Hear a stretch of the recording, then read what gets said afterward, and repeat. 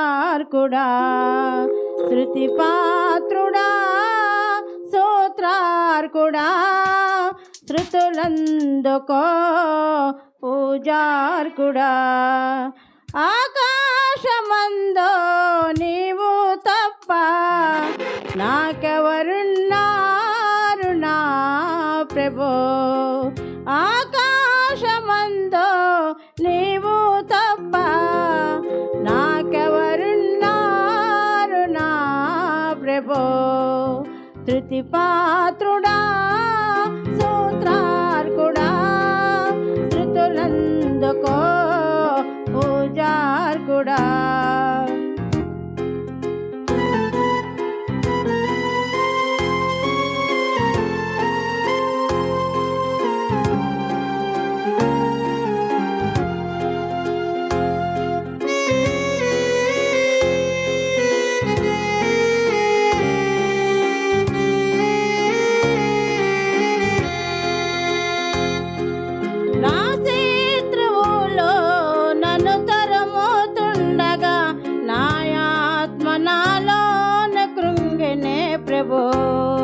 నా శత్రువులో నన్ను తరుముతుండగా నా ఆత్మ నాలోన కృంగెనే ప్రభో. నా మనసు నీ వైపు తిప్పిన వెంటనే శత్రువుల చేత నుండి విడిపించినావు, కాపాడినావు. నా మనసు నీ వైపు తిప్పిన వెంటనే శత్రువుల చేత నుండి విడిపించినావు, కాపాడినావు. శృతి పాత్రుడా, స్తోత్రార్కుడా, శృతులందుకో పూజార్కుడా. ఆకాశమందో నీవు తప్ప నాకెవరున్నారు నా ప్రభో. శృతి పాత్రుడా,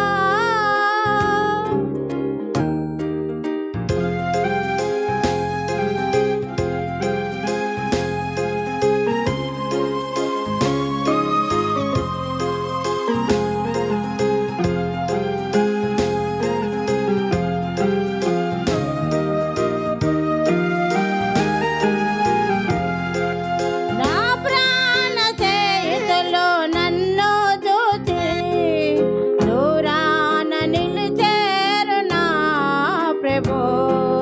నా ప్రాణ చేతిలో నన్ను చూచి దూరాన నిలిచేరు నా ప్రభో.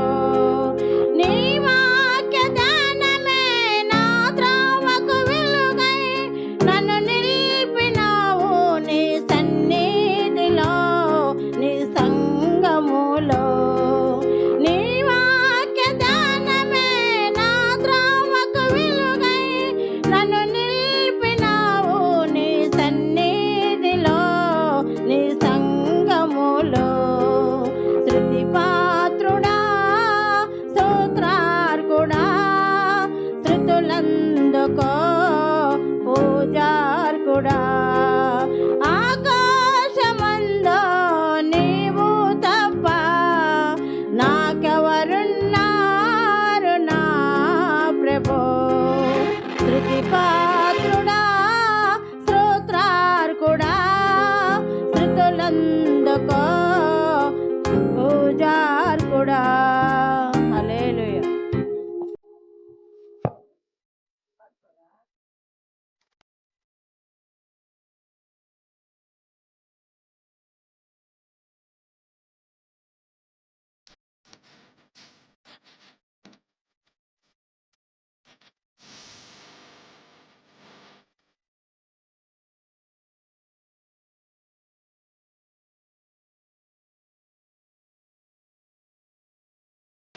నా మనసు ఆయన మరచునా, దేవుడు నిన్ను మరచిపోవునా. నా మనసు ఆయన మరచునా, దేవుడు నిన్ను మరచిపోవునా. ఆయనే నీ బాధలన్నీ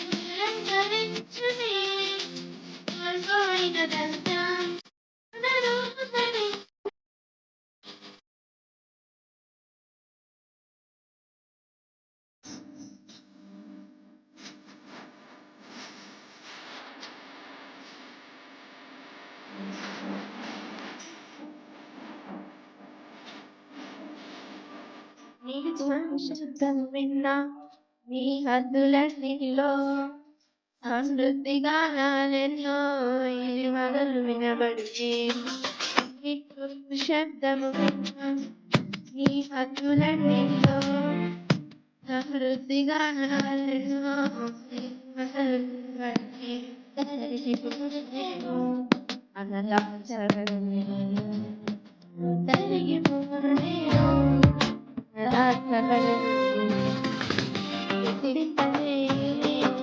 నేను అలంకరించునే కోల్పోయినదంతా పునరుద్ధరించునే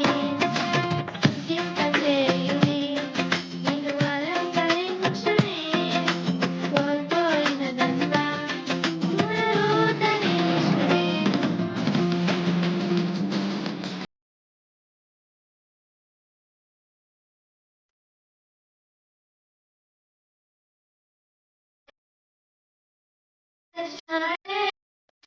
పూర్ణుని చేయునే నిన్ను సృష్టించిన ప్రభువు అలంకరించునే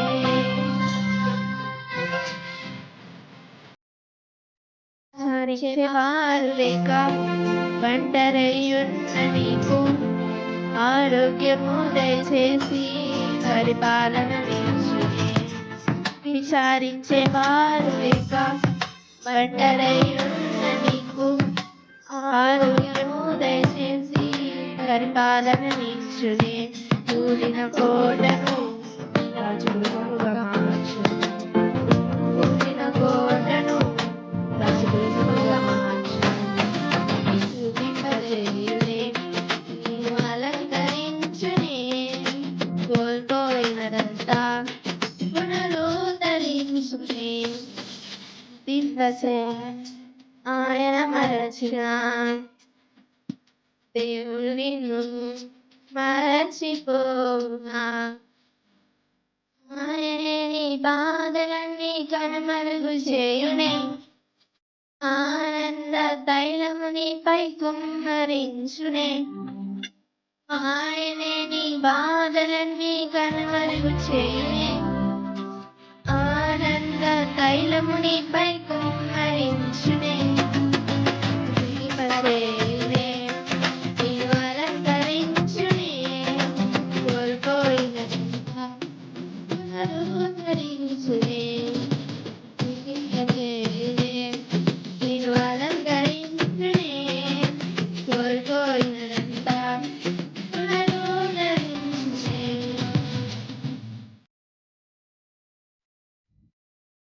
ఈ రక్షణ సన్నిధానంలో ఎంతోమంది అద్భుత కార్యాలు జరిగాయి. అలాగే మా అమ్మాయికి కూడా 5 నెలలు దేవుడు ఇచ్చాడు, కానీ ఫస్ట్ గర్భఫలము, తర్వాత ఎందుకు ఇచ్చాడో ఎందుకు తీసుకోడో మనకు తెలియదు. తర్వాత మళ్ళా ఈ సంఘం అంతా కూడా పాస్టర్ అందరూ కూడా ఎంతో ప్రార్థనలు చేశారు. సంఘం అంతా కూడా ప్రార్థన చేశారు. ఇప్పుడు మా అమ్మాయికి 3వ నెల. ఇంకా ఎంతోమంది కూడా ఈ సన్నిధానంలో ప్రార్థన చేస్తే ఎంతోమంది బలపడ్డారు. ఇంకా మా అల్లుడికి కూడా ప్రార్థన ద్వారా త్వరగా జాబ్ కూడా వచ్చింది. జనవరి 25వ తేదీ రమ్మన్నారు, కానీ మళ్ళా పాస్టర్ సంఘమంతా కూడా ప్రార్థన చేసుకున్నాము. పాస్టర్ అమ్మ కూడా చాలా చాలా ప్రార్థనలు చేసింది. తర్వాత 25వ తేదీ రమ్మన్నప్పుడు ఇంకా త్వరగా పిలవాలని ప్రార్థనలు చేసాము పాస్టర్ అమ్మ కూడా. అప్పుడు ఆ వారంలోనే రమ్మని అధికారులు చెప్పారు. అప్పుడు మా చిన్నల్లుడు జాబ్కు పోతున్నాడు. ఇంకా కూడా మా అమ్మాయికి నేను కూడా ఎన్నో రోజులు ఉపవాస ప్రార్థనలు, కన్నీటి ప్రార్థనలు కూడా చేశాను ఇంట్లో. అవన్నీ ఆలకిచ్చాడు దేవుడు. మా అమ్మాయికి ఇప్పుడు 3వ నెల బాగుండదు. దేవుడు కృప వల్ల పాస్టర్ అమ్మ కూడా ఎంతో ప్రార్థన చేశారు అమ్మాయి గురించి. ఇంటికాడ కూడా వాళ్ళు ప్రార్థన చేస్తూనే ఉండేది. ఇప్పుడు మా అమ్మాయికి బాగుంది. 3వ నెల. దేవుడికి స్తోత్రాలు. ఈ సాక్ష్యము దేవుడు దీవించునుగాక. వందనాలు పాస్టర్ అమ్మకి వందనాలు. మొన్న గురువారం రోజు నేను చర్చికి పోయినా, విపరీతమైన కడుపు నొప్పి వచ్చేసింది. సరే నేను ఇంటికి వెళ్ళిపోతాను బయటకు వచ్చిన, అయినా కాళ్ళు ఎక్కల ఇంటికి రాను. మళ్ళీ లోపల పోయి, ప్రభు నీ వాక్యం ఉన్నాడు కూర్చొని నేను, నాకేంది ప్రభు అంతలా కడుపు నొప్పి వచ్చేసింది, నేను నీ వాక్యం వినాలి ప్రభు అన్న. చెప్పుకోవచ్చిన కూర్చున్నాను, ఎట్టపోయిందో కడుపు నొప్పి. వాక్యం అంతా ఈనేసి ఆవిడ ఇంటికి పోయినా. వందనాలు. వందనాలు పాస్టర్కి, పాస్టర్ గారికి కూడా వందనాలు. పోయిన ఆదివారము నేను మందిరానికి రాలేదు, వేరే ఊరికి వెళ్ళాను. కానీ అక్కడికి వెళ్ళిన తర్వాత నేను తిరిగి వచ్చే ప్రయాణంలో తీరన వ్యాధి పొందాను. కానీ ఎట్ట నేను ఇంటికి వెళ్తానో, నా ఆరోగ్యం ఎట్టుంటుందని ఆటోలో కూర్చొని దేవుడికి ప్రార్థన చేసుకుంటున్నాను. అక్కడ నాతో కూడా 12-13 మంది ఉంటారు. వాళ్ళందరికీ నా గురించి భయం వేసిపోయింది. వేరే ఊరు వచ్చింది, మన ఊరికి వచ్చి ఇట్టుంది అని వాళ్ళందరికీ నేనంటే అభిమానము. కానీ వాళ్ళందరూ నా గురించి బాధపడుతున్నారు. ఎట్టుందమ్మా అంటున్నారు. నా గురించి కాదు మీరు అడిగేది, మీరు ఆటోలోకి ఏసైని పిలవండి అన్నాను. వాళ్ళందరూ అక్కడ విగ్రహాలు కొలిచేవారు సూర్యూరుపేటలో. వాళ్ళందరూ ఆటోలో కూర్చొని దేవుడికి ప్రార్థన చేస్తా, ఏసయ్యా రాయ్యా నాయన, ఏసయ్యా ఇదిగో నీ బిడ్డ నాయన దూరపాంతరం వచ్చింది కాపాడయ్యని ప్రతి ఒక్కరూ దేవుడిని పిలుస్తున్నారు. దేవుడు నాకేమీ కాకుండా నేను తిరిగి క్షేమంగా గృహానికి ఇంటికి వచ్చాను. తిరిగి వచ్చి వాళ్ళందరూ మళ్ళీ నాకు ఫోన్లు చేసి చెప్పారు, వాళ్ళకి కూడా నేను నన్ను దేవుడు క్షేమంగా ఇంటికి చేర్చాడని చెప్పాను. తిరిగి అప్పటి నుంచి ఇప్పుడు వరకు కూడా మా గృహంలో ఏ ఆపత్తి ఏమొచ్చినా కూడా దేవుడు కాపాడుతాడు. ఈరోజు ఉదయం కూడా నాకు చిన్న అపాయం జరిగింది. ఆ అపాయంలో కూడా దేవుడు నాకు చేమంత దెబ్బ తగలనీయకుండా దేవుడు నన్ను ఎత్తి పట్టుకున్నాడు. కానీ నేను కాలికి ఏమన్నా జరుగుతుందేమో అనుకున్నాను. దేవుడు నాకేమీ జరగనీలేదు.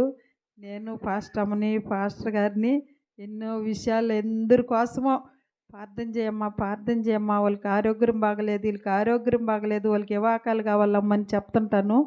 పాస్టర్ అమ్మ ఎప్పుడు నా ప్రార్థన ఆలకించి ఎప్పుడు ఫోన్ చేసినా ఎత్తుకొని మాట్లాడి ప్రార్థన చేస్తారు.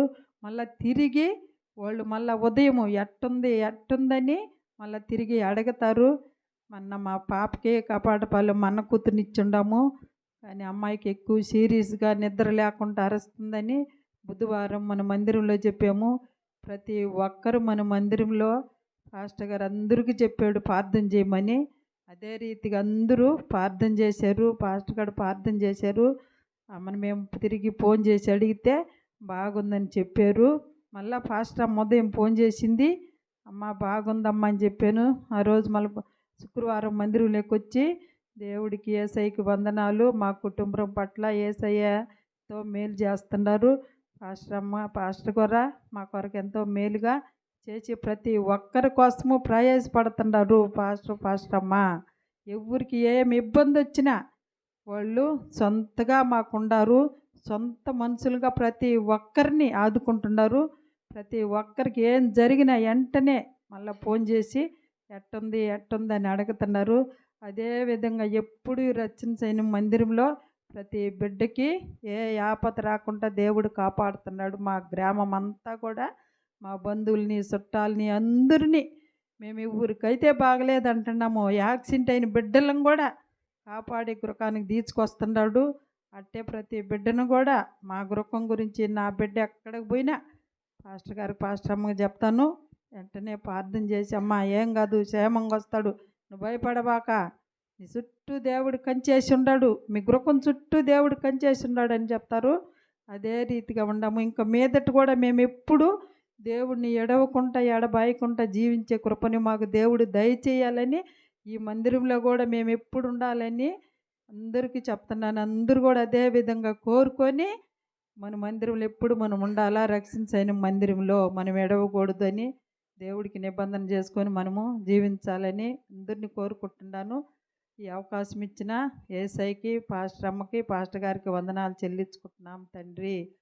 ఆమేన్. హల్లెలూయా. 34వ కీర్తన 7వ వచనం చదువుకుందాం ఒకసారి.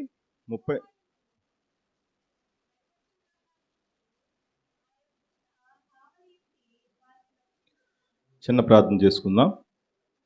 దయగల తండ్రి, కృపగల ప్రభువా నాయన, ఈ శ్రేష్టమైనటువంటి ఆరోగ్యకరమైనటువంటి సాయంకాల సమయంలో రక్షణ సన్నిధిలో చేరిన ఆయన మీ నామమును గనపరచడానికి ఇప్పటి వరకు నాయన మీరు మాకు కృపను అనుగ్రహించినందుకు నీకు కృతజ్ఞతాస్తుతులు చెల్లిస్తూ ఉన్నాము తండ్రి. శ్రేష్టమైనటువంటి సమయానికి మీరు మమ్మల్ని తీసుకొచ్చినటువంటి విధానాన్ని బట్టి నీకు స్తోత్రం చెల్లిస్తూ ఉన్నాం.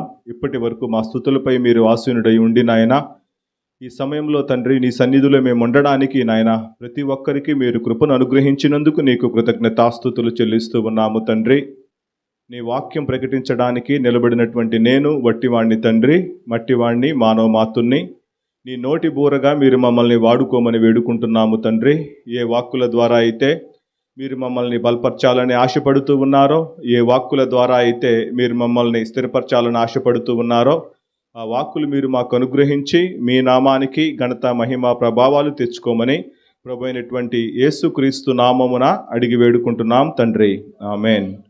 చదవబడినటువంటి వాక్య భాగాన్ని మనం గమనించినట్లయితే, కీర్తనాకారుడు ఈ యొక్క కీర్తనను ఆయన రాసినటువంటి సందర్భాన్ని మనం చూసినట్లయితే, అబీమెలెకు రాజు దగ్గరికి దావీదు తీసుకురాబడుతూ ఉన్నాడు. దావీదును అతనితో పాటు ఉన్నవారును కూడా అతను అరణ్యములో సంచారము చేసేటటువంటి పరిస్థితుల్లో అబీమెలెకు రాజు దగ్గరికి దావీదు తీసుకురాబడినటువంటి పరిస్థితుల్లో ఇంకా దావీదు మహారాజు ఏమీ కూడా ఆయన చేయలేనటువంటి పరిస్థితి. ఎందుకంటే అబీమెలెకు రాజు దగ్గర దావీదుని వాళ్ళు పట్టుకొని అతన్ని చంపేస్తారు అనేటటువంటి నిశ్చయానికి వచ్చిన తర్వాత దేవుడు దావీదుకు తోడుగా ఉండి ఆయన దూతల్ని పంపించి అబీమెలెకు రాజు చేతిలో నుంచి దేవుడు దావీదుని తప్పిస్తున్నట్లుగా మనం ఇక్కడ చూస్తూ ఉన్నాం. ఆ సందర్భంలో ఆయన రాసినటువంటి ఈ యొక్క కీర్తన మనం గమనించినట్లయితే, ఆయన దూత కావలి ఉండి వారిని రక్షించును. అంటే దేవుని యొక్క దూత దావీదు మహారాజుకి అబీమెలెకు రాజు దగ్గర ఆయన యొక్క జ్ఞానాన్ని అనుగ్రహించి ఆ పరిస్థితిలో నుంచి ఎలా బయటికి రావాలి అని దేవుడు తనకు జ్ఞానమునిచ్చి తన దూతల చేత ఆయన్ని బయటికి రప్పించినట్లుగా మనం ఇక్కడ చూస్తూ ఉన్నాం. చాలా సందర్భాల్లో మన జీవితాల్లో కూడా మనము దేవుని దగ్గరకు వచ్చేటటువంటి పరిస్థితి మనం గమనించినప్పుడు ఎప్పుడు కూడా దేవుని యొక్క కాపుదల మనకు అవసరమని, ఎప్పుడు కూడా దేవుని యొక్క కంచె మన చుట్టూ ఉండాలని మనము ఆశపడుతూ ఉంటాం. అదే విధముగా ఈ దినము మనము ధ్యానింపతలచినటువంటి ధ్యానాంశము దేవుని కంచె అనేటటువంటి అంశాన్ని మనం ఈ దినం ధ్యానం చేసుకోబోతూ ఉన్నాం. క్రైస్తవులుగా మనము ఈ భూమి మీద మనము జీవించేటప్పుడు ప్రతి ఒక్కరికి కూడా మనకున్నటువంటి ఒక విశ్వాసం ఏమిటంటే, దేవుని మార్గాన్ని మనం అనుసరించేటప్పుడు ఖచ్చితంగా దేవుని యొక్క కంచె మన చుట్టూరు ఉంటుంది, దేవుని యొక్క కాపుదల మన చుట్టూరు ఉంటుంది అనేటటువంటి విశ్వాసముతో మనము మన యొక్క ఆత్మీయ జీవితాన్ని మనము ముందుకు కొనసాగిస్తూ ఉంటాం. అదే విషయాన్ని మనం గమనించినట్లయితే చాలా సందర్భాల్లో మన యొక్క వ్యక్తిగత జీవితాలను మనం గమనించినట్లయితే ప్రతి ఒక్క గృహానికి కూడా మనము పాతకాలంలో అయితే కంచెలు కట్టుకునేవాళ్ళు, ప్రస్తుత కాలంలో అయితే మనము కాంపౌండ్ వాల్స్ మనము నిర్మించుకుంటున్నాం. ఎందుకంటే బయట ఉన్న వాళ్ళు ఎవరు కూడా మన అనుమతి లేకుండా మన గృహంలోకి ప్రవేశించకుండా, ఎవరు కూడా మనల్ని ఇబ్బంది పెట్టకూడదు అనేటటువంటి ఉద్దేశంతో మనందరము కూడా కాంపౌండ్ వాల్స్ బాగా కట్టుకొని, గేట్స్ పెట్టుకొని మన యొక్క ఇంటిని మనం భద్రపరుచుకుంటూ ఉంటాం. అదే విధముగా మన యొక్క ఆత్మీయ జీవితాన్ని కూడా మనము భద్రపరచుకోవాలి అంటే ఖచ్చితంగా దేవుని యొక్క కంచె మనకు అవసరము అనేటటువంటి అంశాన్ని మనం ఇక్కడ చూస్తూ ఉన్నాం. దేవుని యొక్క కాపుదల ఎల్లవేళలా మన యొక్క జీవితాలకు ఉంటే మనము ఎక్కడికి వెళ్ళినప్పటికీ కూడా, ఏ మార్గంలో మనము ముందుకు వెళ్ళినప్పటికీ కూడా దేవుని యొక్క కంచె మన చుట్టూరు ఉంటుందని మనము గమనిస్తూ ఉన్నాం. మనం చూసినట్లయితే యోబు గ్రంథము 1వ అధ్యాయము 10వ వచనం చూసినట్లయితే, యోబు గ్రంథము 1వ అధ్యాయము 10వ వచనం.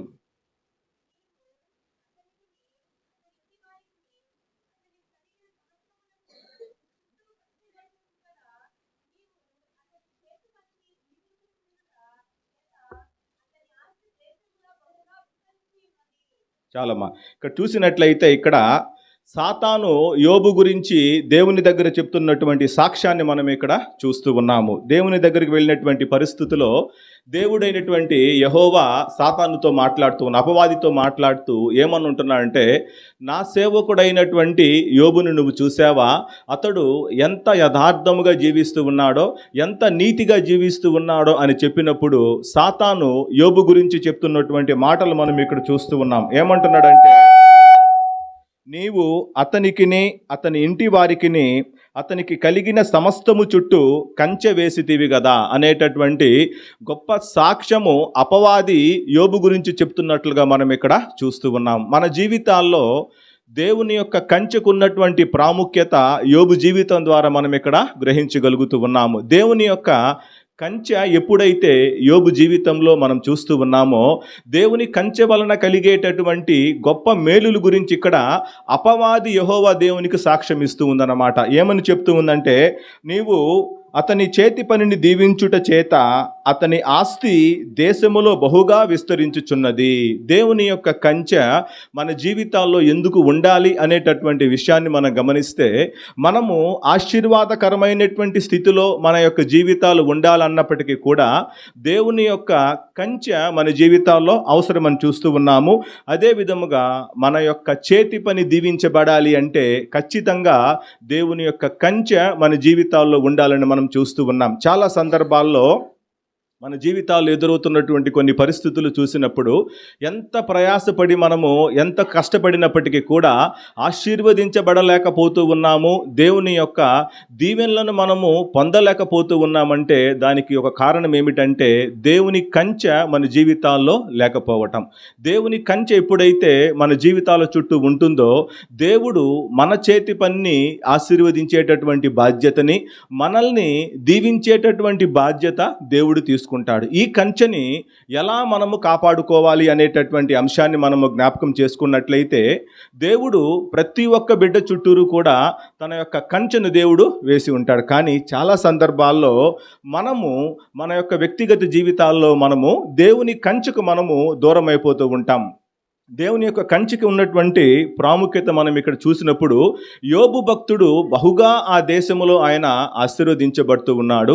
ఎంతగానో ఆయన నీతిమంతుడు గాను యథార్థవంతుడు గాను ఆయన కొనియాడబడుతూ ఉన్నాడు. దీనికి అంతటికీ కారణముగా అపవాది చెప్తున్న సాక్ష్యం ఏంటంటే, నువ్వు యోబు చుట్టూరు నువ్వు కంచె వేశావు కదా అనేటటువంటి సాక్ష్యము అపవాది చెప్తూ ఉంది. ఇలాంటి కంచె మన జీవితాల్లో దేవుడు వేసినప్పుడు మన జీవితాలు ఆశీర్వాదకరంగా మారుతాయి అన్న విషయాన్ని మనము గ్రహించాలి. చాలా సందర్భాల్లో ఈ కంచె మన దగ్గర నుంచి దేవుడు తీసివేసేటటువంటి పరిస్థితి మనకు ఎదురవుతూ ఉంది. మొట్టమొదటిగా మనం చూసినట్లయితే, దేవుని ఆజ్ఞను మనము మేరటం వలన దేవుడు మన చుట్టూ వేసినటువంటి కంచెను తొలగించేటటువంటి పరిస్థితి మనం చూస్తూ ఉన్నాం. మనందరికీ కూడా తెలుసు, మన ఆది పితరులైనటువంటి ఆదాము అవ్వలు కూడా దేవుడు వాళ్ళకిచ్చినటువంటి ఆజ్ఞను వాళ్ళు మొట్టమొదటగా మీరుతూ ఉన్నారు. వాళ్ళు మనం చూసినట్లయితే ఆది కాండము 2వ అధ్యాయము 17వ వచనం చూసినట్లయితే, ఆది కాండము 2వ అధ్యాయము 17వ వచనం.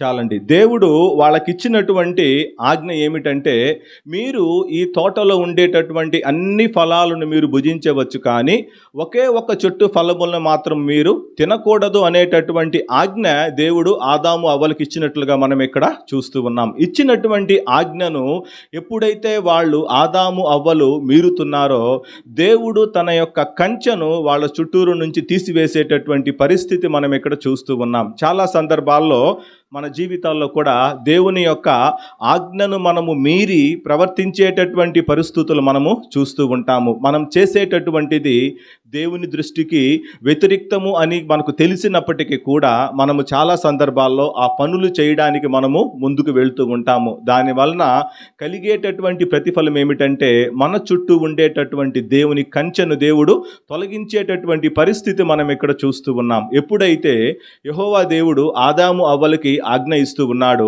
మీరు నేను చెప్పినటువంటి వృక్ష ఫలమును మాత్రం మీరు తినకూడదు అని చెప్పినప్పుడు అపవాది వారిని శోధించడానికి సిద్ధపడి 3వ అధ్యాయము 6వ వచనం కూడా చూడము ఒకసారి.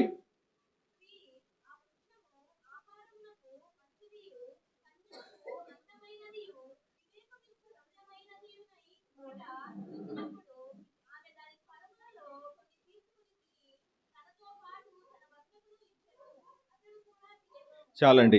ఆజ్ఞను అతిక్రమించేటటువంటి పరిస్థితి మనం ఇక్కడ చూస్తూ ఉన్నాము. దేవుడు ఏ పనైతే నువ్వు చెయ్యకూడదని చెప్పాడో అదే పనిని స్త్రీ చేయడానికి ఇష్టపడుతూ ఉంది. తాను చేయడమే కాకుండా ఆది పితరుడైనటువంటి ఆదాము ద్వారా కూడా ఆ తప్పును చేయిస్తూ ఉంది. చాలా మనం గమనించినట్లయితే ఆజ్ఞను మనము అతిక్రమించేటటువంటి క్రమములో ఎప్పుడైతే మన మనసులో ఈ ఆలోచన కలుగుతుందో అపవాది మన మనోనేత్రములకు గుడ్డితనం కలుగు చేస్తాడు. దాని వలన కలిగేటటువంటి పర్యావసనము, దీని వలన ఎదుర్కోబోయేటటువంటి పరిస్థితులు ఏమిటి అని ఆలోచించేటటువంటి మన యొక్క జ్ఞానాన్ని సాతాను దొంగలిస్తాడనేటటువంటి విషయాన్ని మనము గమనించాలి. దేవుడు మాకు ఆజ్ఞ ఇచ్చాడు కదా, ఈ పనిని దేవుడు చేయొద్దన్నాడు కదా, మేమెందుకు దీన్ని చేస్తున్నాము, దీన్ని చేస్తే మాకు కలిగేటటువంటి నష్టమేమిటి అనేటటువంటి విషయాన్ని ఇక్కడ అవ్వ మరిచిపోతున్నట్లుగా మనం ఇక్కడ చూస్తూ ఉన్నాము. దేవుడిచ్చినటువంటి శ్రేష్టమైన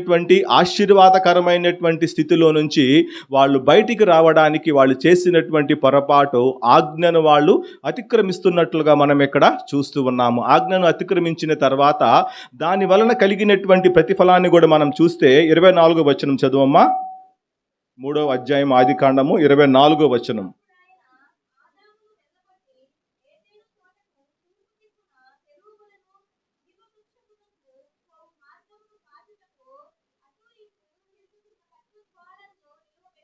చాలండి. దేవుడైనటువంటి యెహోవా ఎప్పుడైతే ఆదాము అవ్వలు ఆయన యొక్క ఆజ్ఞను మీరి ప్రవర్తించారు అని తెలిసినప్పుడు వాళ్ళు ఉండవలసినటువంటి ఏదేను తోటలో నుంచి వాళ్ళను బయటికి పంపివేసినటువంటి పరిస్థితి మనం ఇక్కడ చూస్తూ ఉన్నాము. ఒక శ్రేష్టమైనటువంటి ఏదేను తోటలో ఆదాము అవ్వలిద్దరిని పెట్టాడు.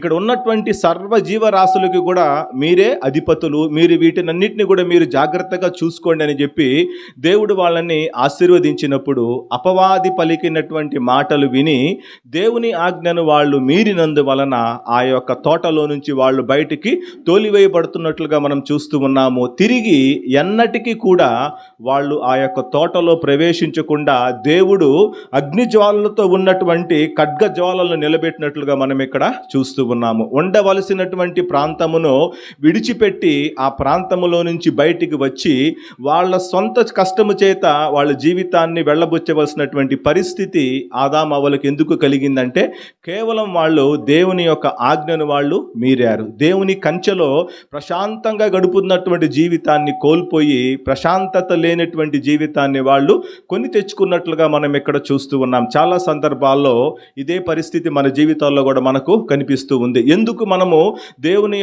మనము ఆశీర్వదించబడలేకపోతూ ఉన్నాము, ఎందుకు మనము శ్రమలని ఎదుర్కొంటున్నామన్న విషయాన్ని మనము మన మనసులో తలంచినప్పుడు ఎక్కడైనా మనము దేవుని ఆజ్ఞను మీరి ప్రవర్తించి ఉన్నామన్న విషయాన్ని మనము గమనించుకోవాలి. దేవుని యొక్క ఆజ్ఞల్ని మనం ఎక్కడైనా వ్యతిరేకించి మన ఇష్టానుసారముగా మనము నడిచినట్లయితే దేవుని యొక్క కంచె మన చుట్టూ నుంచి దేవుడు తీసివేసి మనము దేవుని యొక్క శ్రమలు మన చుట్టూ చుట్టుకుంటాయన్న విషయాన్ని మనము గ్రహించాలి. రెండో విషయాన్ని మనం చూసినట్లయితే దేవుని యొక్క కంచె మన దగ్గర నుంచి తీసివేసేటటువంటి పరిస్థితిని గమనిస్తే ఆస్తిపాస్తుల కోసం మనం ప్రాకులాడడం వలన కూడా దేవుని యొక్క కంచె మన దగ్గర నుంచి తీసివేయబడుతుందన్న విషయాన్ని మనం చూస్తూ ఉన్నాం. ఆదికాండము 18వ అధ్యాయము 17వ వచనం చూసినట్లయితే ఆదికాండము 18వ అధ్యాయము 17వ వచనం.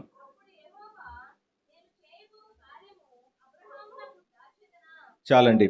ఈ యొక్క సన్నివేశాన్ని మనం చూసినట్లయితే యెహోవా దేవుడు సొదొమ గొమొర్ర పట్టణాన్ని అగ్ని చేత నాశనము చేయడానికి ఆయన వెళ్ళేటటువంటి క్రమములో తన దాసుడైనటువంటి అబ్రహాము దగ్గరకు వచ్చి ఆగి అబ్రహాము దగ్గర ఆతిథ్యాన్ని స్వీకరించిన తర్వాత ఆయన తిరిగి వెళ్ళేటటువంటి క్రమంలో నేను చెయ్యబోయేటటువంటి కార్యము నా దాసుడైనటువంటి అబ్రహాముకు నేను దాచెదనా అనేటటువంటి అంశాన్ని ఇక్కడ మనం చదువుకుంటున్నాం. అంటే ఆయన చెయ్యబోయేటటువంటి విపత్తు గురించి, సొదొమ గొమొర్రాలని ఎలాగ ఆయన నాశనం చేయబోతూ ఉన్నాడు, ఏ కారణం చేత ఆ పట్టణాలని అతను నాశనం చేయాలని ఆశపడుతూ ఉన్నాడో ఆ విషయాలన్నీ కూడా అబ్రహాముతో మాట్లాడి దేవుడు బయలుదేరి వెళ్తూ ఉన్నాడు. వెళ్ళేటటువంటి క్రమంలో అబ్రహాము ఇంచుమించు 6 పర్యాయాలు యెహోవా దేవుని బ్రతిమలాడుకుంటూ ఉన్నాడు. ఆ పట్టణములో 50 మంది ఉంటే నువ్వు ఆ పట్టణాన్ని కాపాడుతావా, 40 మంది ఉంటే కాపాడుతావా, 20 మంది ఉంటే కాపాడుతావా, చివరికి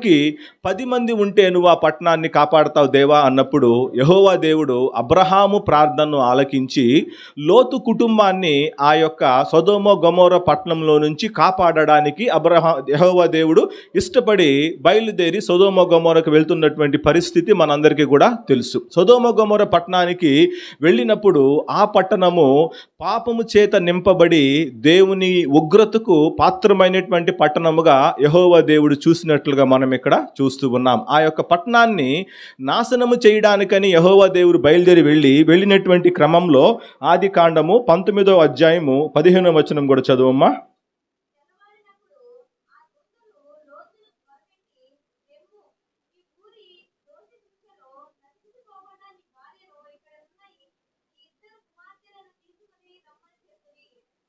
చదువమ్మా.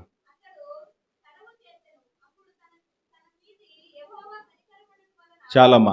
ఇక్కడ చూసినట్లయితే ఈ యొక్క దేవుని యొక్క దూతలు లోతు కుటుంబాన్ని రక్షించడానికి వాళ్ళ కుటుంబంలో వెళ్తూ ఉన్నాయి. ఆ రాత్రి అక్కడ గడిపిన తర్వాత మరుసటి రోజు ఉదయమునే ఆ యొక్క లోతును వారి యొక్క కుటుంబీకులను వాళ్ళు లేపి మీరు బయలుదేరి వెళ్ళండి, త్వరగా మీరు బయలుదేరండి, మీరు బయలుదేరి ఈ పట్టణాన్ని మీరు విడిచిపోండి అని చెప్పినప్పుడు లోతు తడువు చేస్తున్నట్లుగా మనం ఇక్కడ చూస్తూ ఉన్నాం. తడువు చేసినప్పుడు దేవుని యొక్క దూతలకి వారి మీద కనికరము కలిగినట్లుగా మనం ఇక్కడ చూస్తూ ఉన్నాం. దేవుని యొక్క కంచె మన కుటుంబాల చుట్టూ ఉన్నప్పుడు మనము చేసేటటువంటి చిన్న చిన్న పొరపాట్లను దేవుడు క్షమించి మన మీద ఆయన కనికరించేటటువంటి పరిస్థితి. లోతు కుటుంబము రక్షించబడాలని అబ్రహాము ఎంతగా అయితే కోరుకున్నాడో అంతగా దేవుడు అబ్రహాము యొక్క మాటను బట్టి ఈ లోతు కుటుంబాన్ని రక్షించడానికి వారిని తీసుకుని బయటికి వెళ్ళడానికి యెహోవా దేవుడు ఇష్టపడుతూ ఉన్నాడు. వాళ్ళు తడువు చేసిన కొలది వారి మీద కనికరపడి యెహోవా దేవుడు చదువమ్మా, మిగతా భాగం చదువమ్మా.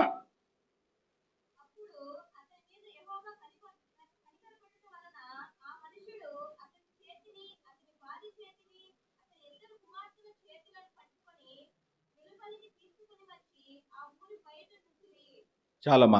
ఇప్పుడు ఈ దేవదూతలు ఆ బాధ్యతను వాళ్ళే తీసుకుంటూ ఉన్నారు. ఎందుకంటే అబ్రహాముకి ఇచ్చినటువంటి మాటను బట్టి లోతు కుటుంబం చుట్టూ కూడా ఇక్కడ దేవుని యొక్క దూతలు కంచె వేస్తున్నట్లుగా మనం ఇక్కడ చూస్తూ ఉన్నాం. అంటే ఆ యొక్క సొదొమ గొమొర్రా పట్టణంలో ఉన్నటువంటి ప్రతి ఒక్కరిని కూడా అగ్ని చేత కాల్చివేయబడాలి అనేటటువంటి ఉగ్రత కలిగి దేవుడు ఆ యొక్క పట్టణానికి వచ్చాడు. ఆ పట్టణంలో నుంచి అబ్రహాము యొక్క ప్రార్థనను బట్టి లోతు కుటుంబం చుట్టూ కంచె వేసి వాళ్ళని బయటికి తీసుకురావాలని చెప్పి దేవుని యొక్క దూతలు ఆశపడుతూ ఉన్నారు. ఎప్పుడైతే దేవుని యొక్క దూతలు వాళ్ళని బయటికి తీసుకురావాలని ఆశపడుతూ ఉన్నారో ఈ లోక సంబంధమైనటువంటి వ్యవహారాలలో వాళ్ళు ఇంకా మునిగి తేలుతున్నారు. కాబట్టి వాళ్ళు సంపాదించినటువంటి ఆస్తిపాస్తుల్ని విడిచిపెట్టి రాలేనటువంటి పరిస్థితుల్లో దేవుని యొక్క దూతలు వాళ్ళ చేయి పట్టుకొని వాళ్ళని బయటికి తీసుకొచ్చి వదిలిపెడుతున్నట్లుగా మనం ఇక్కడ చూస్తూ ఉన్నాము. దేవుని కంచె మన కుటుంబం చుట్టూ ఉన్నప్పుడు మనకు కలిగేటటువంటి నష్టాల్లో నుంచి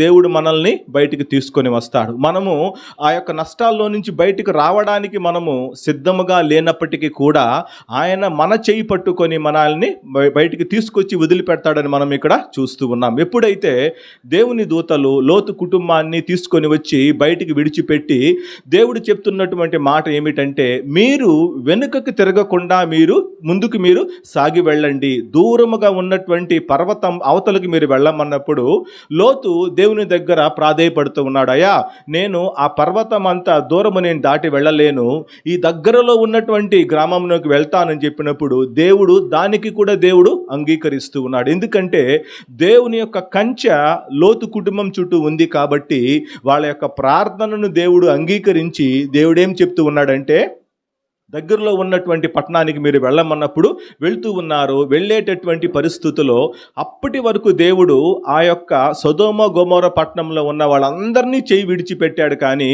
లోతు కుటుంబమును మాత్రము దేవుడు చేయి విడిచిపెట్టలేదు. విడిచిపెట్టకుండా దేవుడు తన దూతల ద్వారా చేయి పట్టుకొని ఆ కుటుంబం అంతటిని కూడా బయటికి తీసుకొని వచ్చి తన కంచె ఆ కుటుంబం చుట్టూ వేసినప్పటికీ కూడా ఆ కుటుంబంలో ఒక వ్యక్తి దేవుని యొక్క కంచెలో నుంచి బయటకు వస్తున్నట్లుగా మనం ఇక్కడ చూస్తూ ఉన్నాం. లోతు యొక్క భార్యను మనం గమనిస్తూ ఉన్నాం. అంటే తిరిగి వెళ్ళిపోయేటటువంటి క్రమంలో బహుశా ఎవరికైనా బాధ ఉంటుందేమో. ఎందుకంటే అనేక సంవత్సరములుగా ఒక ప్రాంతంలో నివసించి ఆ ప్రాంతంలో ఇల్లు కట్టుకొని ఆస్తులు సంపాదించుకున్న తర్వాత ఉన్న పళంగా ఆ పట్టణాన్ని మీరు విడిచిపెట్టి వెళ్ళిపోండి, లేకపోతే ఆ గృహాన్ని మీరు ఖాళీ చేయాలి, ఇక మీరు దాంట్లో ఉండడానికి వీలు లేదన్నప్పుడు ఎవ్వరు కూడా అంత త్వరగా దాన్ని విడిచిపెట్టడానికి ఇష్టపడరు. అదే పరిస్థితి లోతు యొక్క భార్య జీవితంలో కూడా మనం ఇక్కడ గమనిస్తూ ఉన్నాం. కానీ లోతు భార్య ఒక విషయాన్ని గ్రహించలేకపోయింది. దేవుని కంచె మన యొక్క కుటుంబాల్లో ఉంటే దేవుడిచ్చేటటువంటి అత్యధికమైనటువంటి ఆశీర్వాదాలు ఈ విడిచి వెళ్ళేటటువంటి వాటికంటే గొప్పవి అనేటటువంటి అంశాన్ని లోతు భార్య గ్రహించలేకపోయింది. ఎందుకంటే సొదొమ గొమొర్రాలో వాళ్ళు సంపాదించినటువంటి ఆస్తిపాస్తుల్ని విడిచి వెళ్ళడానికి లోతు భార్య చాలా బాధపడుతుంది. కానీ ఏ పరిస్థితుల్లో వాళ్ళు అక్కడి నుంచి రక్షించబడ్డారు? ఈ యొక్క సొదొమ గొమొర్రా పట్టణంలో అగ్ని గంధకముల ద్వారా మేము నశించిపోకుండా కాపాడినటువంటి దేవుని కంచె తిరిగి మమ్మల్ని ఆశీర్వాదకరమైనటువంటి స్థితిలో మమ్మల్ని నిలబెట్టగలదు అనేటటువంటి అంశాన్ని లోతు భార్య గ్రహించలేకపోతున్నట్లుగా మనం ఇక్కడ చూస్తూ ఉన్నాం. మనం చూసినట్లయితే 19వ అధ్యాయము 26వ వచనం చదువమ్మా.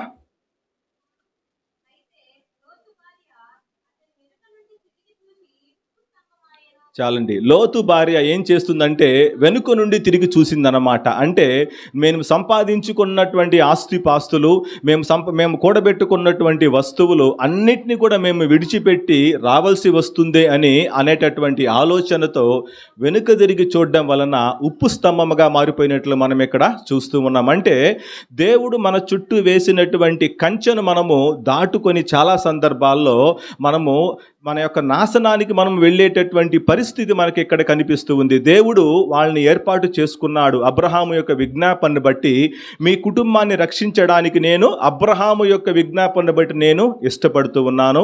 మిమ్మల్ని అందరినీ నేను చేయి పట్టుకొని బయటికి నా యొక్క దేవదూతల ద్వారా నేను తీసుకొని వస్తానని చెప్పినటువంటి దేవుని యొక్క ఆజ్ఞను యొక్క లోతు భార్య అంగీకరించలేకపోతున్నట్లుగా మనం ఇక్కడ చూస్తూ ఉన్నాం. కాబట్టి మన జీవితాల్లో కూడా మనం ఈ లోక సంబంధమైనటువంటి వాటి మీద మనం మనసు పెట్టి దేవుని కంచెను మన జీవితాల్లో మనము కోల్పోతున్నామా లేదని మనము గ్రహించాలి. ఏ విషయాల్లో దేవుని కంచె మన జీవితాల్లో కొట్టివేయబడుతూ ఉంది, ఈ లోక సంబంధమైనటువంటి ఆస్తిపాస్తుల మీద మనం మనసు పెట్టినట్లయితే దేవుడిచ్చేటటువంటి శ్రేష్టమైనటువంటి ఆశీర్వాదాన్ని మనము కోల్పోవలసి వస్తుందనేటటువంటి అంశాన్ని మనం ఇక్కడ చూస్తూ ఉన్నాం. కాబట్టి మొట్టమొదటిగా మనం చూసుకున్నాం కదా, దేవుని కంచె మన ఈ జీవితాల్లో కొట్టివేయబడేటటువంటి పరిస్థితి ఆజ్ఞను అతిక్రమించడము.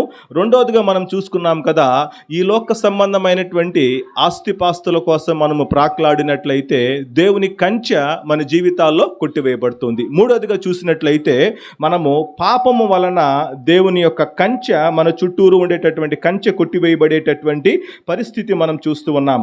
సమూయేలు 2వ గ్రంథము 3వ అధ్యాయము 2వ వచనము. సమూయేలు 2వ గ్రంథము 3వ అధ్యాయము 2వ వచనము.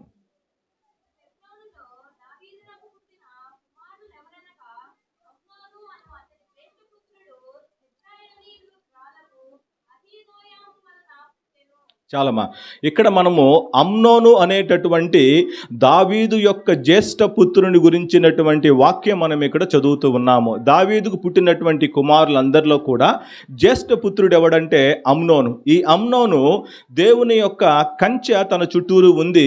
దావీదుకి దేవుడు ఎంతగానో తోడుగా ఉండి పశువులను కాచుకునేటటువంటి గొర్రెల కాపురిగా ఉన్నటువంటి దావీదుని తీసుకొని వచ్చి ఒక శ్రేష్టమైనటువంటి తన ప్రజలైనటువంటి ఇశ్రాయేలీయులని భూమిని పరిపాలించేటటువంటి రాజుగా దేవుడు దావీదుని నియమించాడు.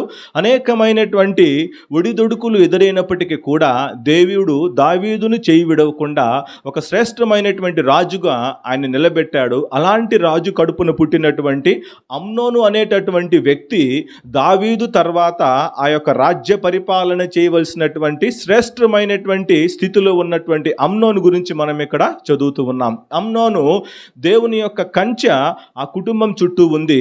దావీదు కడుపున పుట్టినటువంటి ప్రతి ఒక్క బిడ్డని కూడా దేవుడు కాపాడడానికి ఇష్టపడుతూ ఉన్నాడు. ఎందుకంటే దావీదు దేవునితో నడిచినటువంటి విధానము, దేవునితో ఆయనకున్నటువంటి అనుబంధాన్ని మనం చూస్తూ ఉన్నాం. ఇలాంటి పరిస్థితుల్లో ఒకానొక దినమున అమ్నోను తన సొంత చెల్లితో అతను పాపము చేయడానికి ఇష్టపడుతూ ఉన్నాడు. పాపము చేయడానికి అతను సిద్ధపడినప్పుడు దేవుడు అతనికి కలిగినటువంటి ప్రతి తలంపును మనము చూసినట్లయితే చూడండమ్మా, 13వ అధ్యాయము 1వ వచనం చదవండమ్మా.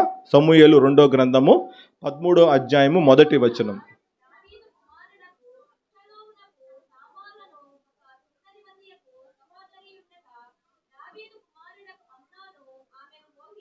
చాలండి. అమ్నోను దావీదు యొక్క కుమార్తె అంటే మనందరికీ కూడా తెలుసు. రాజ్యుల పరిపాలన కాలంలో బహుభార్యత్వం అనేటటువంటిది సాంప్రదాయం వాళ్ళకు ఉండేది. ఎంతమందినైనా రాజులు పెళ్లి చేసుకునేటటువంటి పరిస్థితి మనకు తెలుసు. ఇలాంటి పరిస్థితుల్లో దావీదు కుమార్తె అయినటువంటి తామారు అంటే అమ్నోనుకు చెల్లి వరుస అయినటువంటి ఆ యొక్క వ్యక్తితో ఇతను పాపము చేయడానికి ఇష్టపడుతున్నట్లుగా మనం ఇక్కడ చూస్తూ ఉన్నాం. ఎప్పుడైతే అమ్నోను మనసులో ఈ యొక్క తలంపు ప్రవేశించిందో, ఎప్పుడైతే అమ్నోను తన జీవితంలో పాపాన్ని ఆహ్వానించాడో, ఆ తర్వాత ఆహ్వానించడం వరకే మన పని, కానీ పాపం ఒక్కసారి మన జీవితాల్లో ప్రవేశించిన తర్వాత దాని పని అది చేసుకొని పోతూ ఉంది. అంటే మనము మన కంట్రోల్లో ఉండము అనేటటువంటి విషయాన్ని మనము గ్రహించాలి. చాలా సందర్భాల్లో మనకు తెలియకుండానే మన జీవితాల్లో చిన్న చిన్న విషయాల్లో పాపం అనేటటువంటిది చాలా సులువుగా ప్రవేశిస్తుంది. ప్రవేశించడం వరకే మనం అనుమతిస్తాము, కానీ ఆ తదనంతరము జరిగేటటువంటి ఏ పని మీద కూడా ఆ పాపము మన కంట్రోల్లో ఉండదన్న విషయాన్ని మనము గ్రహించాలి. అమ్నోన్ అయితే ఈ యొక్క తామారుని మోహించాడు. మోహించిన తర్వాత అతను చెయ్యకూడనటువంటి పనులన్నీ కూడా అపవాది అతని చేత చేయిస్తున్నట్లుగా మనం ఇక్కడ చూస్తూ ఉన్నాం. మనం చూసినట్లయితే చూడమ్మా, 12వ వచనం చదువమ్మా, అదే అధ్యాయము.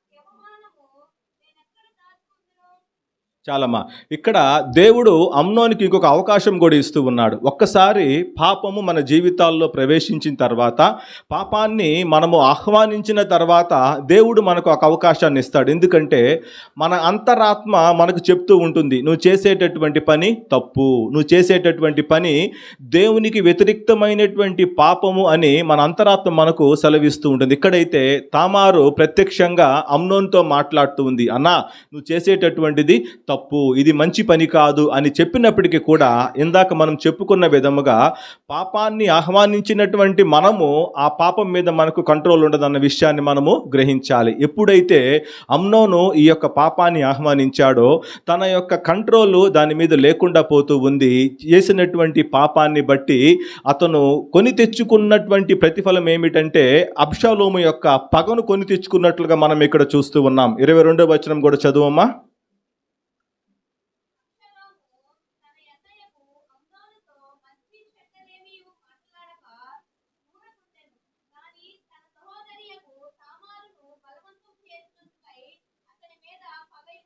చాలండి. అమ్నోను చేసినటువంటి ఈ యొక్క ఎప్పుడైతే అమ్నోను పాపాన్ని తన జీవితంలో ఆహ్వానించాడో దేవుని కంచె అతని చుట్టూ ఉన్నటువంటి కంచె కొట్టివేయబడింది. దానికి ప్రతిగా అబ్షాలోము యొక్క పగ అతని చుట్టూ ఉన్నట్లుగా మనం ఇక్కడ చూస్తూ ఉన్నాం. చాలా సందర్భాల్లో మన జీవితాల్లో కూడా మనం గమనించినట్లయితే ఎప్పుడైతే మనము పాపాన్ని మన జీవితాల్లో మనం ఆహ్వానిస్తామో మనకు తెలియకుండానే మన యొక్క నాశనానికి మనమే దారులు వేసుకున్నట్లుగా మనం ఇక్కడ గమనించాలి. అప్పుడు అబ్షాలోము అయితే ఎప్పుడు అవకాశము దొరుకుతుందా, ఎప్పుడైతే అమ్నోనుని చంపాలి అనేటటువంటి ఆలోచనతో ఈ యొక్క అమ్నోను మీద పగ ఉంచుకున్నట్లుగా మనం ఇక్కడ చూస్తూ ఉన్నాం. దీనికి కారణం ఏమిటంటే పాపములోకి అమ్నోను ప్రవేశించటము. తనకు కలిగినటువంటి ఈ యొక్క పాపభూయిష్టమైనటువంటి పరిస్థితిలో నుంచి అమ్నోను బయటికి రాలేకపోవడానికి కారణం ఏంటంటే తాను ఈ యొక్క పాపానికి తన యొక్క జీవితంలో అవకాశం ఇచ్చినట్లుగా మనం ఇక్కడ చూస్తూ ఉన్నాం. ఇలా కొనసాగినటువంటి అమ్నోను జీవితము చివరికి అబ్షాలోము వలన అతను మరణమైపోతున్నట్లుగా మనం చూస్తూ ఉన్నాం. చదువమ్మా 22వ వచనం కూడా చదువమ్మా ఒకసారి.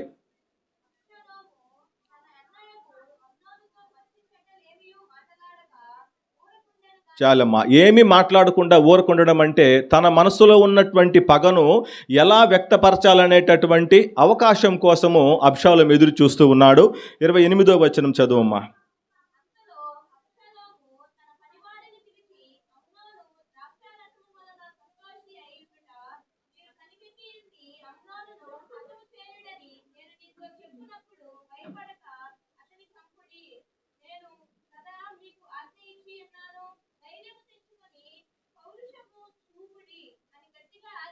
చాలండి. అబ్షాలోము తన సేవకులకి ఆజ్ఞ ఇస్తూ ఉన్నాడు, మీకు అవకాశం వచ్చినప్పుడు అమ్నోనుని మీరు చంపివేయాలి. అంటే అమ్నోను ఎప్పుడైతే తన జీవితంలో పాపాన్ని ఆహ్వానించాడో దేవుని కంచె అతను చుట్టూ ఉన్న కంచె కొట్టివేయబడింది. దానికి ప్రతిగా అబ్షాలోము యొక్క పగ అతను చుట్టూరు తిరుగుతూ ఉంది. దానికి ప్రతిఫలం ఏమిటంటే మరణం. తన యొక్క మరణాన్ని అతనే కొని తెచ్చుకున్నట్లుగా మనం ఇక్కడ చూస్తూ ఉన్నాం. కాబట్టి మన జీవితంలో కూడా దేవునికి వ్యతిరేకమైనటువంటి ఏ పాపమైతే మన జీవితాల్లో ఉందో దాన్ని మనము పరిశీలన చేసుకొని దాన్ని మనము విడిచిపెట్టడానికి మనము ప్రయత్నం చేయాలి. మన చుట్టూ ఉండేటటువంటి దేవుని కంచె మన చుట్టూ ఉండి మనల్ని రక్షించాలి అంటే మనలో ఉన్నటువంటి పాపాలని మనము పరిశీలించుకోవాలి. దేవునికి వ్యతిరేకమైన పాపము ఏమైతే మనలో ఉందో ఎలా మనము వాటిలో నుంచి బయటికి రావాలో అని మనల్ని పరిశీలించుకొని ఆ పాపములో నుంచి మనం బయటకు వచ్చినప్పుడు దేవుడు మనల్ని నాశనానికి వెళ్లకుండా తప్పిస్తాడు అనేటటువంటి అంశం గురించి దేవుడు ఇక్కడ మాట్లాడుతున్నాడు. కాబట్టి దేవుని కంచె మన చుట్టూరు ఉండి ఆయన కాపుదల, ఆయన దూతలు ఎల్లవేళలా మనల్ని రక్షించాలి అంటే ఈ 3 అంశాలు మన ఆత్మీయ జీవితాల్లో మనము జాగ్రత్తగా మనము కాపాడుకోవాలి. మొట్టమొదటిగా దేవుని ఆజ్ఞను మనము మేరకుండా ఆయన ఆజ్ఞానుసారముగా మనము నడుచుకోవాలి. రెండవదిగా ఈ లోక సంబంధమైన వాటి కొరకు మనం ఎప్పుడు కూడా ప్రాకులాడకూడదు. ఎందుకంటే దేవుడు కంచె మన చుట్టూ ఉండేటప్పుడు ఈ లోక సంబంధమైన ఆశీర్వాదాల కంటే కూడా శ్రేష్టమైనటువంటి ఆశీర్వాదాలని దేవుడు మనకు అనుగ్రహిస్తాడు. మూడవదిగా ఎక్కడైనా మనలో పాపము దాగి ఉందేమన్న విషయాన్ని మనము పరిశీలన చేసుకోవాలి. మనలో పాపం ఉన్నప్పుడు మన చుట్టూరు ఉండేటటువంటి దేవుని కంచె కొట్టివేయబడుతుంది. ఆ పాపం మనల్ని ఎక్కడికి తీసుకొని వెళ్తుందంటే మరణానికి తీసుకొని వెళ్తుంది అనేటటువంటి అంశాన్ని ఇక్కడ మాట్లాడుతూ ఉన్నాడు. ఇదే విషయాన్ని యోబు యొక్క జీవితంలో మనం గమనిస్తూ ఉన్నాం. యోబు యొక్క జీవితంలో ఎన్ని శ్రమలు ఎదురైనప్పటికీ కూడా దేవుడు యోబును విడిచిపెట్టలేదు. తన యొక్క సొంత స్నేహితులు యోబుని విడిచిపెట్టినప్పటికీ కూడా దేవుణ్ణి యోబు విడిచిపెట్టకుండా అతడు దేవుణ్ణి ప్రేమించాడు కనుక దేవుడు యోబు చుట్టూరు కంచె వేసినట్లుగా మనం ఇక్కడ చూస్తూ ఉన్నాం. ఇలాంటి ఆత్మీయ అనుభవము దేవుడు మన ఆత్మీయ జీవితాల్లో కూడా కలుగు చేయాలని ప్రతి ఒక్కరూ కూడా ప్రార్థిద్దాం. ఈ అవకాశం ఇచ్చినటువంటి పాస్టర్ గారికి, పాస్టమ్మ గారికి, సంఘస్థులందరికీ కూడా నేను కృతజ్ఞతలు తెలియజేస్తూ ఉన్నాను. వీళ్ళు మాతో పాటు సహపనివారుగా ఉంటూ దేవుని పరిచర్యలో ముందు కొనసాగుతున్నందుకు దేవుడి రక్షణ సన్నిధిని ఒక మంచి మందిరాన్ని దేవుడు వాళ్ళకు అనుగ్రహించి దేవుని పరిచర్యలో వాళ్ళని వాడుకుంటున్నందుకు దేవునికి స్తోత్రములు. సహకరిస్తున్నటువంటి సంఘస్థులందరికీ కూడా ప్రభు పేరిట నేను వందనాలు తెలియజేస్తూ ఉన్నాను.